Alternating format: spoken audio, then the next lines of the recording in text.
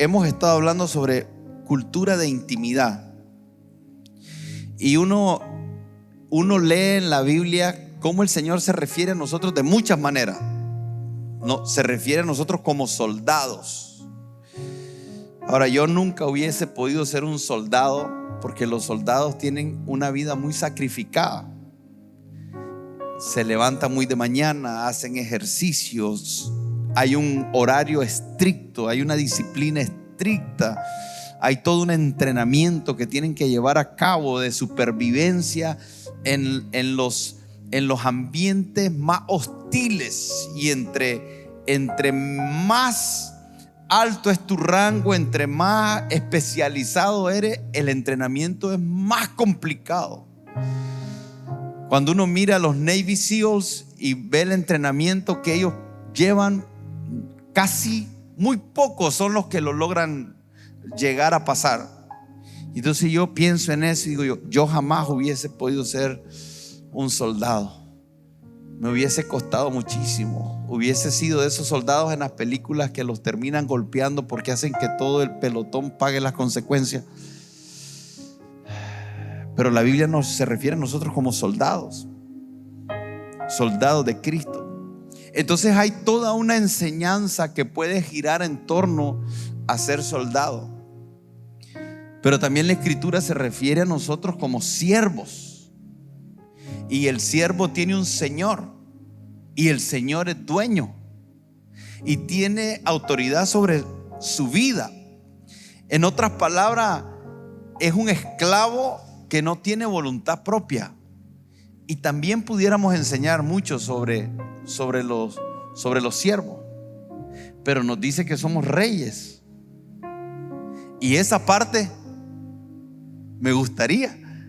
Esa parte nos va a gustar a todos, porque esa parte de ser rey está más vinculada a privilegios, está vinculada a autoridad, está vinculada a deleites, está vinculada a lugares a los cuales tenés acceso que nadie más tiene, está vinculada con tener todo un grupo de personas que te sirven, y nos llama a nosotros reyes, pero también nos llama sacerdotes.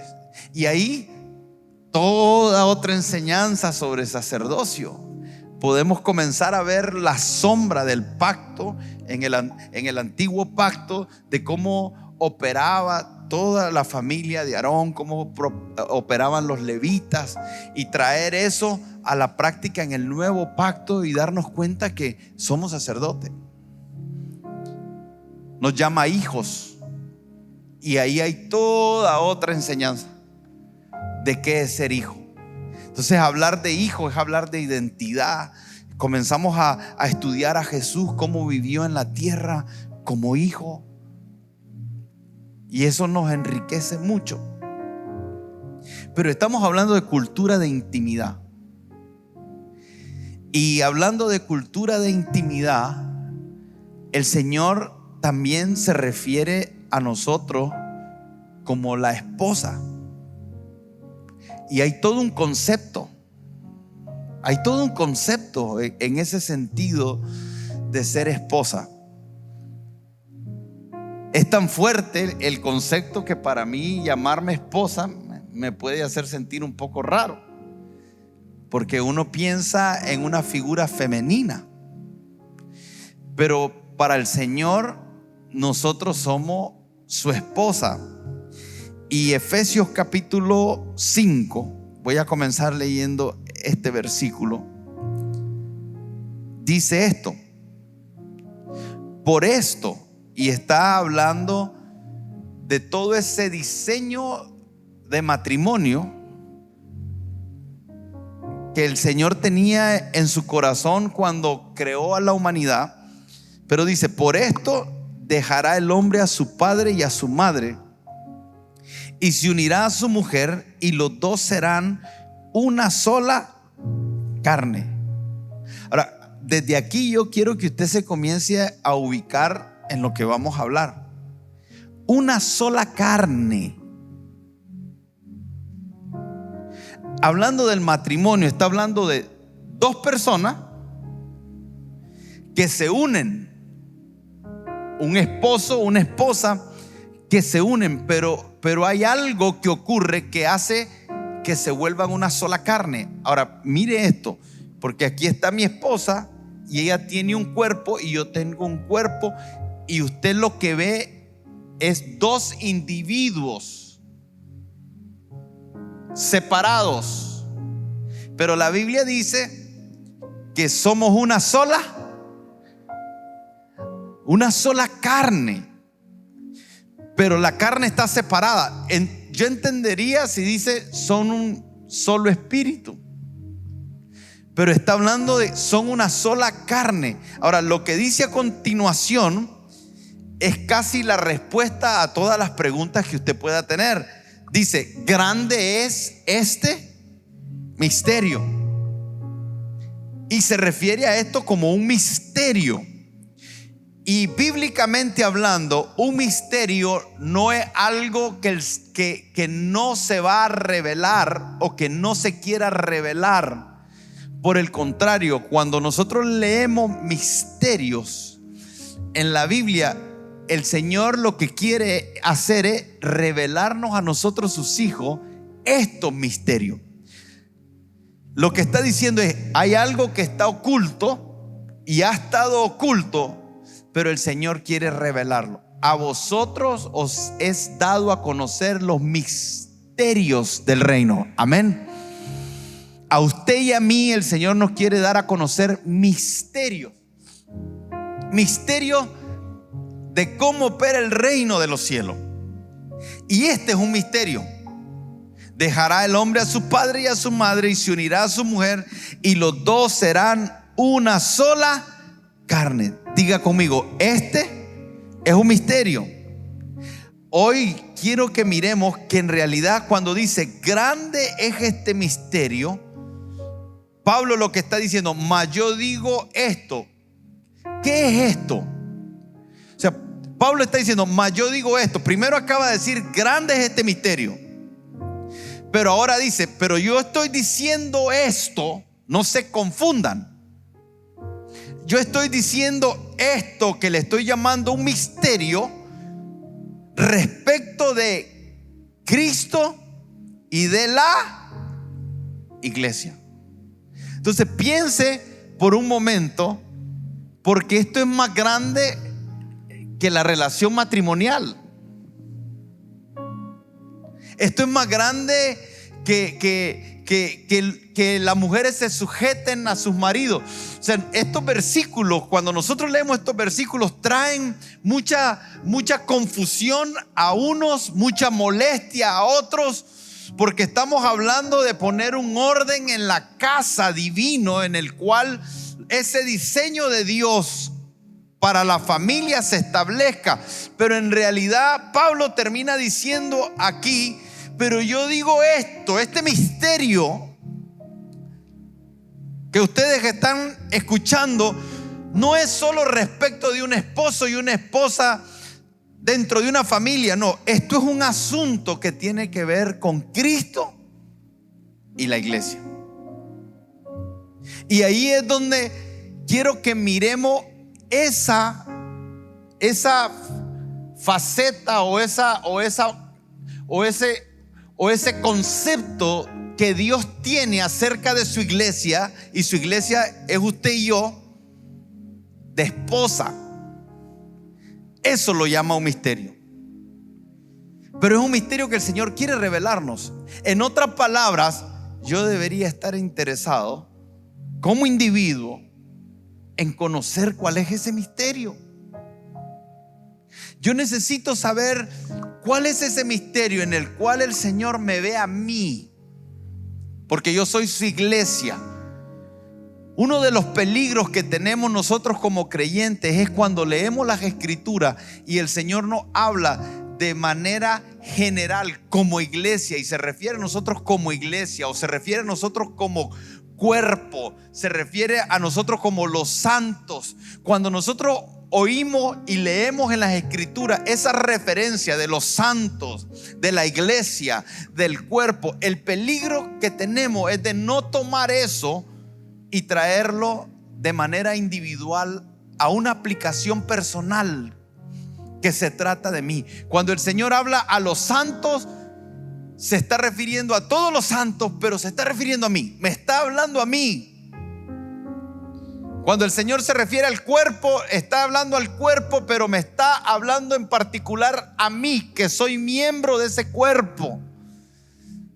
Y cuando el Señor está hablando a la iglesia, me está hablando a mí. La iglesia es la esposa, pero si lo traigo de manera individual, yo soy la esposa. Yo soy la esposa de Cristo. Y me siento raro diciéndolo, pero tengo hasta ganas de llorar. Necesito saber qué significa eso. ¿Sabe por qué? Porque el soldado está en una guerra, peleando una batalla. El rey es una posición de privilegio en el cual el Señor te otorga una herencia. El sacerdote tiene una condición donde presenta sacrificio vivo en el nuevo pacto, que es nuestro culto racional para con Dios. Entonces presentamos. El hijo puede venir al padre como hijo.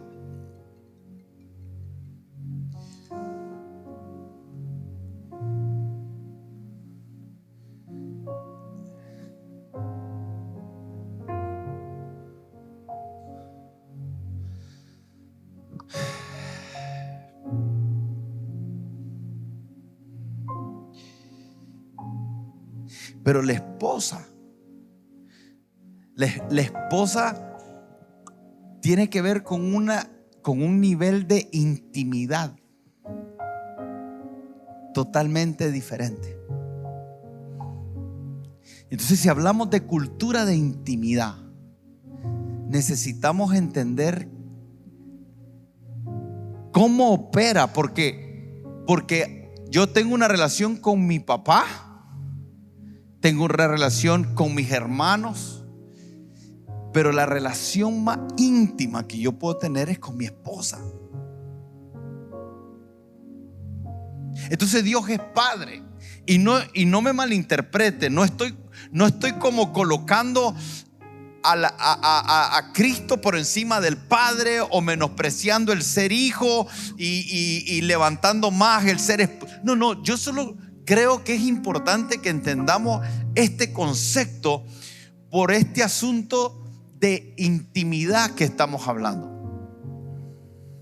Entonces, el concepto de esposa es un concepto que lo vemos desde el Génesis hasta el Apocalipsis. Es interesante que nosotros podemos ver cómo la historia de la humanidad, en realidad, en Génesis capítulo 2, verso 21 en adelante, nos dice también lo que nos dice Efesios capítulo 5. El Señor está hablando a Adán y Eva, y a Adán y Eva le dice: dejarás a tu padre y a tu madre y te unirás a tu mujer y serán una sola carne.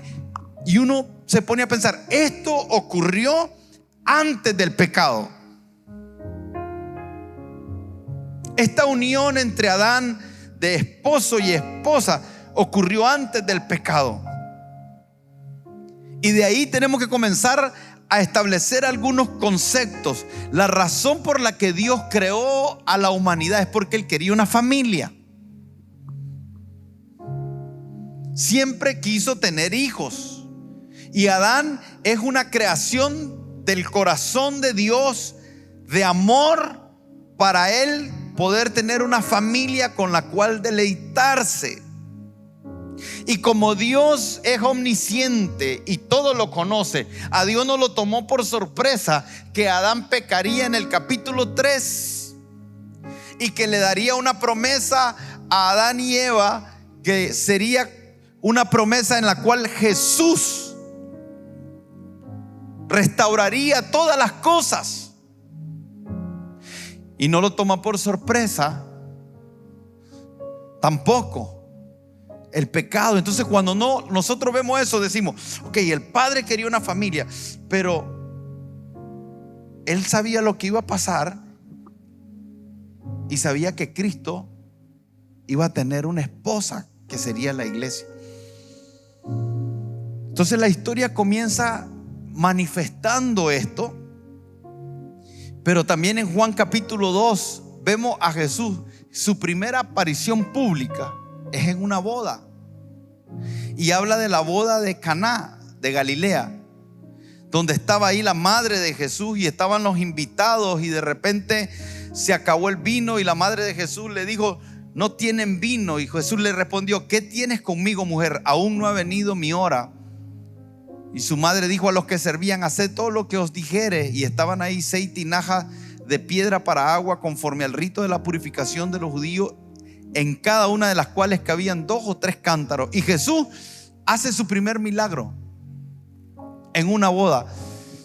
Quiero que comience a identificar, porque desde el Génesis hasta el Apocalipsis constantemente hay una referencia a esto. Y en Apocalipsis, el capítulo 21, verso 9, cierra diciendo: vino entonces a mí uno de los 7 ángeles que tenían las 7 copas llenas de las 7 plagas postreras, y habló conmigo diciendo: ven acá, yo te mostraré la desposada, la esposa del Cordero. Y me llevó en el espíritu a un monte grande y alto, y me mostró la gran ciudad santa de Jerusalén, que descendía del cielo de Dios, teniendo la gloria de Dios, y su fulgor era semejante al de una piedra preciosa, como piedra de jaspe, diáfana como el cristal. Y nos está hablando una vez más de la esposa. Apocalipsis 21:2 dice: y yo, Juan, vi a la santa ciudad, la nueva Jerusalén, descender del cielo de Dios, dispuesta como una esposa ataviada para su marido. Y oí una gran voz del cielo que decía: he aquí el tabernáculo de Dios con los hombres, y Él morará con ellos, y ellos serán su pueblo, y Dios mismo estará con ellos. Quiero que usted escuche cómo era una boda en los tiempos de Jesús. Porque si nosotros vemos el concepto de una boda en los tiempos de Jesús, vamos a entender qué es lo que está pasando con nosotros en este tiempo. Imagínense un joven que está creciendo y una joven que está creciendo en 2 familias separadas. No se conocen y están siendo educados por sus padres, y saben que un día se van a encontrar con esa persona con la que van a compartir el resto de su vida.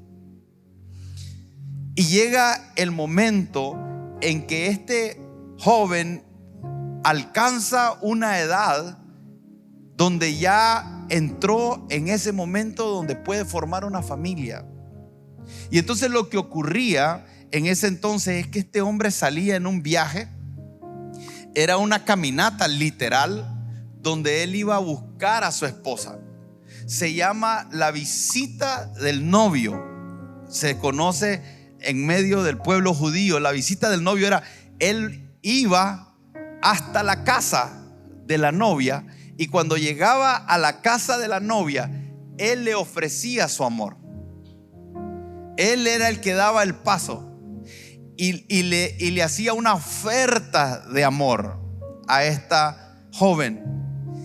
Pero con esta oferta de amor tenía que venir un regalo que se llamaba mojar en hebreo. Y este mojar, este regalo,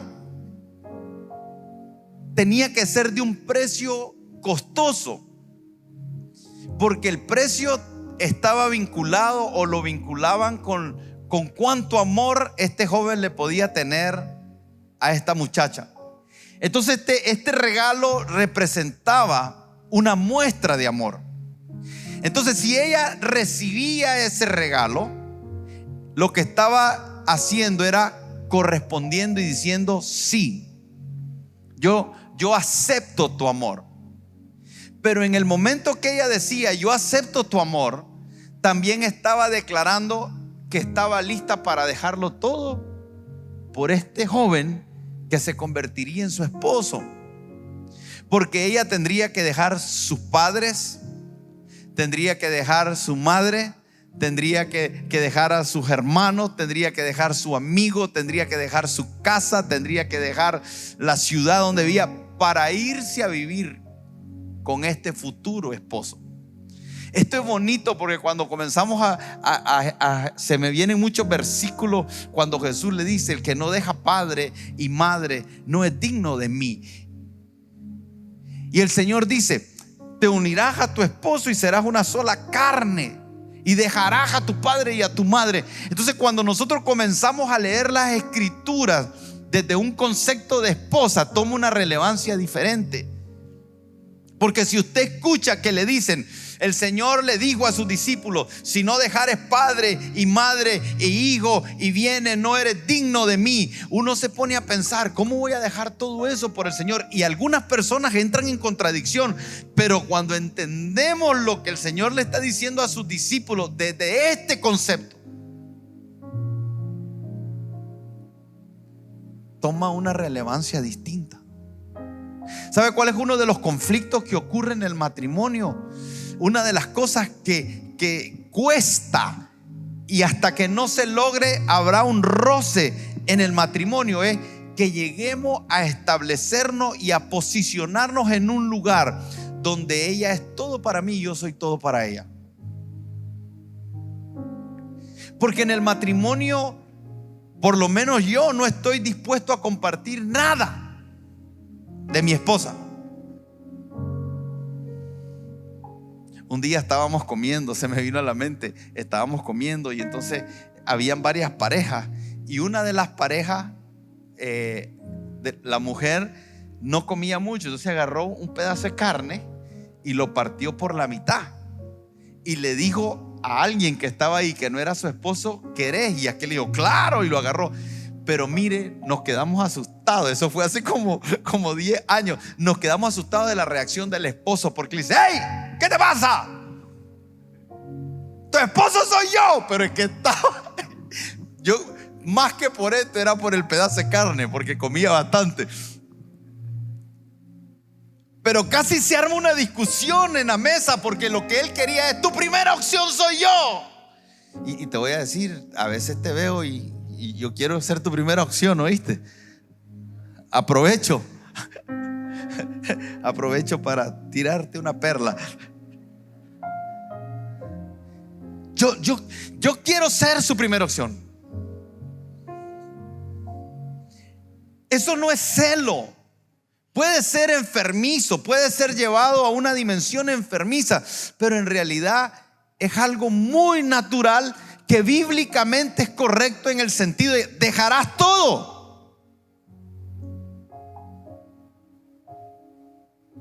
Entonces no entendemos que Dios es un Dios celoso y que Él no está dispuesto a compartirnos con nadie, porque no estamos viendo desde el concepto de esposa. Entonces lo vemos como una religión, vemos como a Dios allá, y es Dios y hay que complacerlo, pero no es personal. Y es un asunto de que Él es Dios y Él es el creador y nosotros somos sus criaturas. ¿Y quién es el hombre para que el Señor se acuerde de él? Pero si entendemos un concepto de esposo, es diferente. El esposo está pendiente. Es un entendimiento de: al acostarnos estamos juntos y al levantarnos estamos juntos. Lo primero que vemos al levantarnos es a nuestra esposa,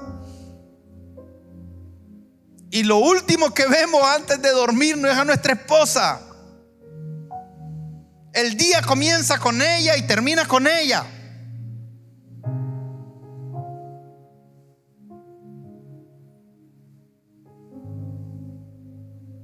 Si no comienza con ella y comienza con otra, se llama adulterio. Entonces esta mujer tenía que tomar el sacrificio, aceptar el sacrificio. Y ahí viene implícito. Eso es lo extraordinario cuando la cultura judía está llena de simbología, porque es el pueblo de Dios.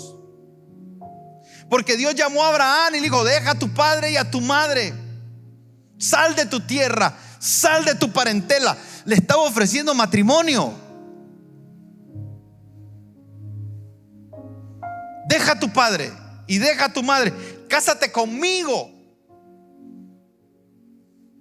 Era un pacto. Y no hay pacto más profundo que el pacto matrimonial.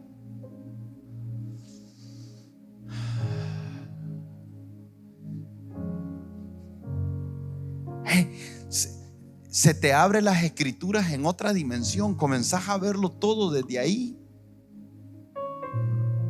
Y lo estoy comenzando a ver.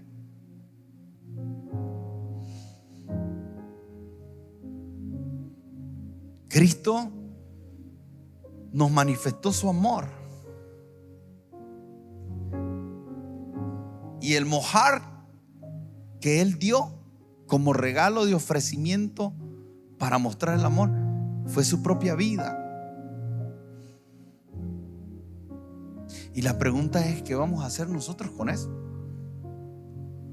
Porque la mujer, la esposa, tenía que aceptar eso. Yo acepto ese sacrificio y estoy listo para dejar mi parentela, para dejar mis amistades, para dejar todo aquello que es mío, que se trata de mí y que no puedo traerlo al matrimonio, porque si yo lo traigo al matrimonio, entonces no estoy entendiendo lo que es el matrimonio y voy a entrar al matrimonio con una mentalidad egoísta. Y el matrimonio no es egoísta. Un casamiento no es egoísta. Una boda no es egoísta. Una boda es una entrega plena, completa, el uno al otro.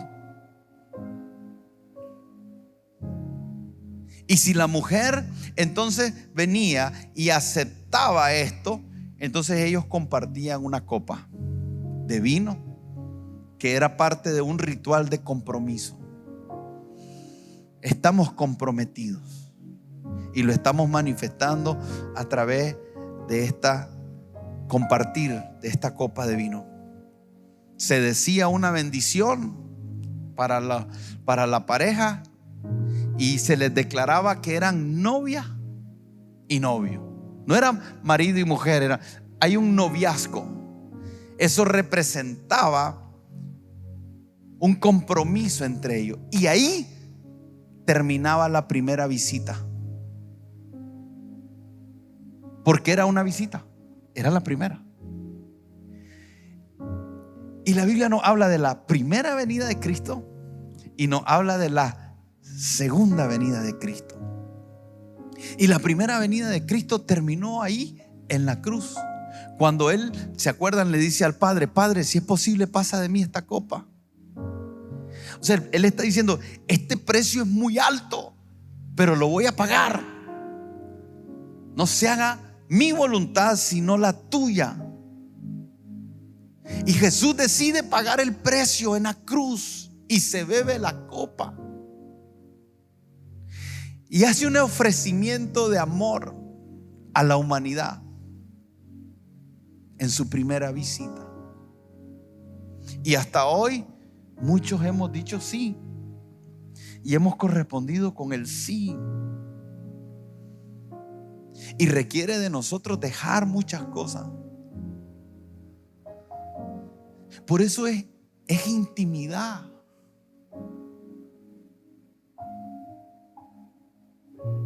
Es preparación para esa segunda venida.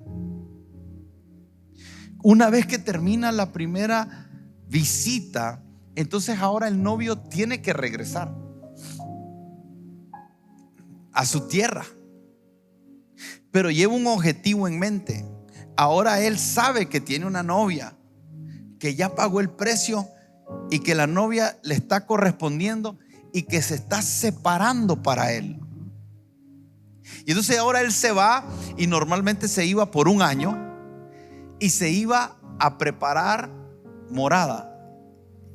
Y qué extraordinario que Jesús dice: yo voy a prepararos morada. Entonces él se iba y hacía todo lo que tenía que hacer durante este tiempo, preparando para cuando ella viniese. Él tendría que regresar a una segunda visita Pero mientras él regresaba, ella se quedaba preparando para su esposo. Ya ella estaba comprometida. Ya ella, sus ojos no iban a ver a ningún otro hombre. Su vestido iba a cambiar, su manera de hablar iba a cambiar. Todo cambiaría. Estaban separados por la distancia, pero estarían consagrados. Y esta forma de casarse, no te hubieras podido casar conmigo vos. Porque una de las cosas que pasaba con los judíos, ¿sabes qué era? Que él tenía que preparar un lugar igual o mejor que donde ella vivía. Pero la segunda visita la hacía diferente. La primera visita venía con un regalo muy caro, pero la segunda, su vestimenta era diferente. Dice que se vestían como reyes, tomaban las mejores vestiduras y ya venían diferentes, ya no venían como la primera vez. Yo me imagino, bueno, yo si fuera a declararle mi amor a mi esposa, iría solito, porque si me dice que no paso vergüenza. Pero la segunda venida venían ya con una comitiva.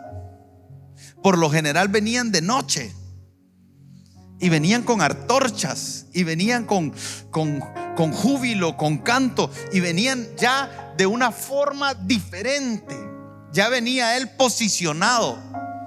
Ya no venía a ver si le decían que sí o no. Ahora trae una certeza: tengo esposa, estoy desposado, hay un compromiso.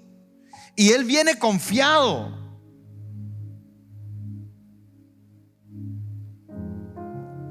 Y la esposa se quedaba preparando en especies aromáticas, perfumes y todo. Ahora, piense si en realidad eso sería, piense cómo sería.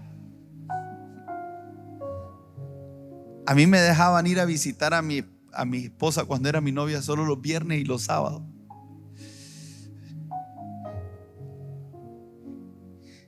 Y la suegra metida en medio. Entonces yo trabajaba y toda la semana pasaba pensando en que el viernes la quería ir a ver. Y yo espero que vos estuvieras pensando lo mismo. Pero recuerde eso. ¿Cómo era eso? Porque es que necesitamos respondernos por qué el Señor usa esta metáfora. ¿Por qué el Señor usa esta metáfora? ¿Qué tan importante es esta metáfora mientras nosotros estamos esperando la segunda venida del Señor? Porque nos va a cambiar la perspectiva de las cosas. Vamos a comenzar a ver de una forma diferente. Es intimidad, es el novio trabajando, preparando moradas, pero en su corazón deseoso que llegue el momento para venir. Y es la esposa esperando al novio, preparándose como mujer ataviada, vestida de lino fino, esperando la llegada de su amado. Y ahí hay toda una atmósfera que es totalmente diferente desde esta perspectiva que el Señor nos está queriendo revelar de cómo sería un general que viene por su soldado, o de un amo que viene por su siervo, o de un padre que viene por sus hijos. Y que el Espíritu Santo nos comience a revelar este asunto, porque es profundo, es un misterio. Ahora, si a usted no le interesa y a mí no me interesa, pues tenemos el derecho a decidir que no nos interese. Pero el Señor nos está hablando. Hay un misterio ahí, y hay un misterio que está en el Génesis, y hay un misterio que está en el Apocalipsis. Es el mismo misterio. Es el misterio de la relación que su iglesia tiene con Cristo. ¿Y cómo sería conocer todo y perdernos esto?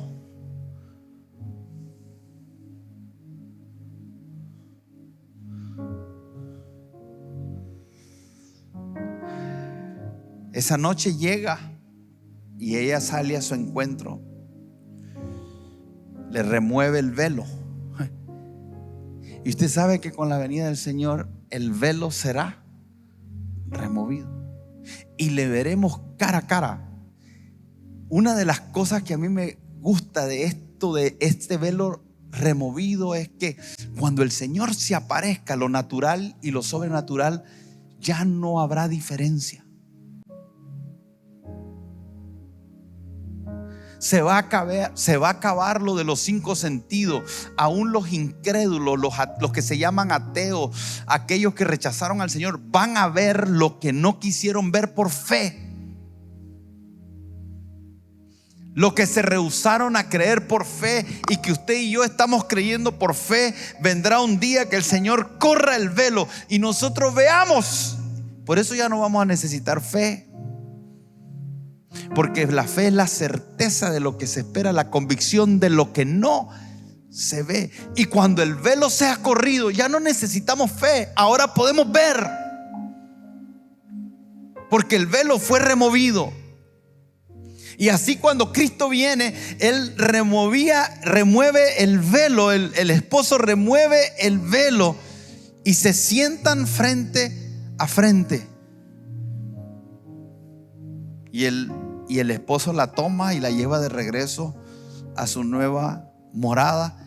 Y hay una celebración que se lleva a cabo por 7 días. Se tiene que tener reales, y con 4 horas uno la ve fea. Ay, ahora 7 días de fiesta. Por eso se acabaron las 7 tinajas de vino.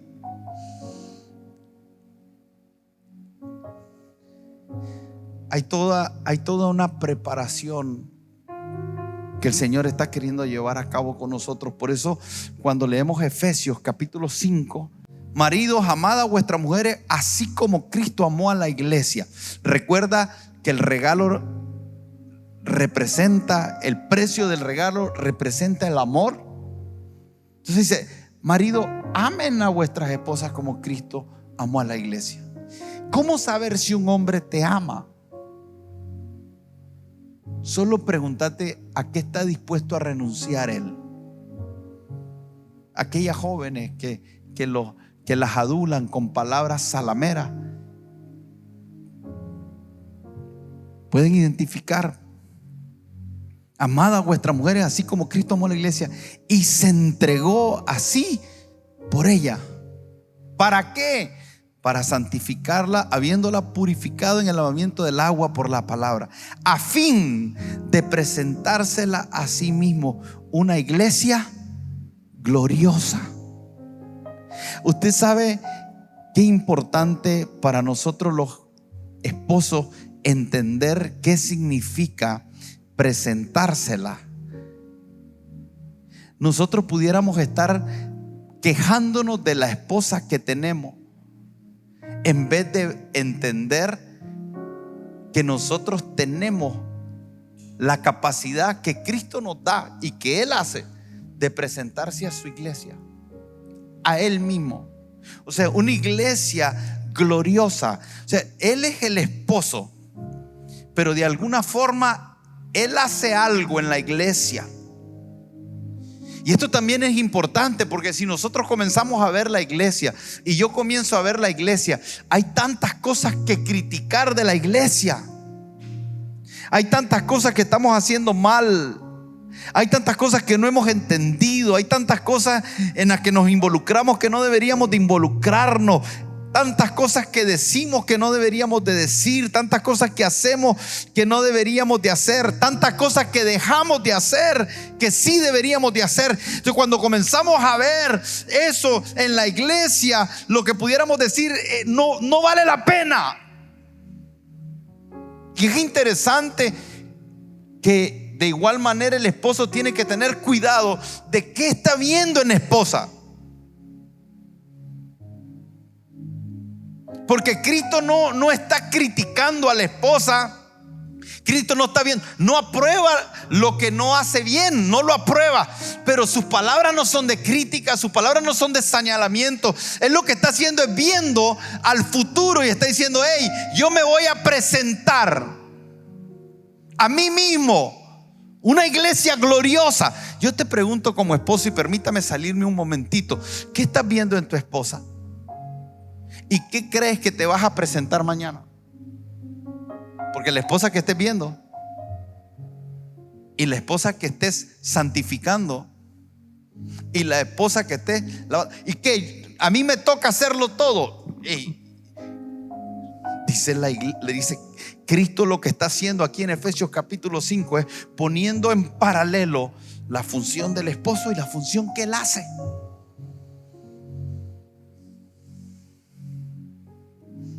Y ahí yo diría: ¿qué van a hacer las feministas con esto? Cuando el Señor nos pone en una posición donde hay que dar la vida por la mujer. Cuando alguien te diga que Dios es machista, que Dios es un Dios de patriarcado, si fuese así, sería extraordinario, porque el hombre lo que está diciendo es: yo voy a morir. No estamos hablando de opresión, estamos hablando de alguien que da la vida, pero se la presenta. ¿Qué esposa te vas a presentar tú? Y no importa si tenés 60 años, si te da 15 años más de vida, 20 años más de vida, 30 años más de vida, 40 años más de vida, ¿cómo va a ser la esposa con la que vas a compartir? Y el Señor está preparando una iglesia gloriosa y sin mancha, y se la va a presentar a sí mismo. Pero la esposa necesita comenzar a desarrollar este concepto. Yo necesito aprender este concepto y comenzar a ver las escrituras desde esa perspectiva, y comenzar a ver los tiempos que estamos viviendo desde esta perspectiva. Y después entra la parábola de las 10 vírgenes.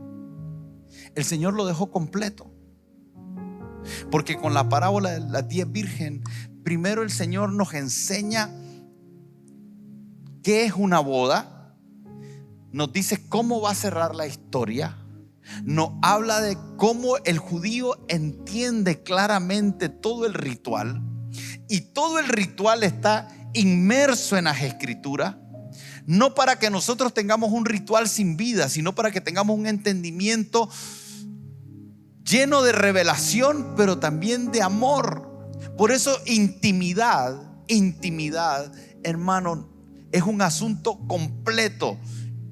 Implica también sentimientos. Sí, tengo que sentir. O usted no siente amor por su esposa. No, yo la amo.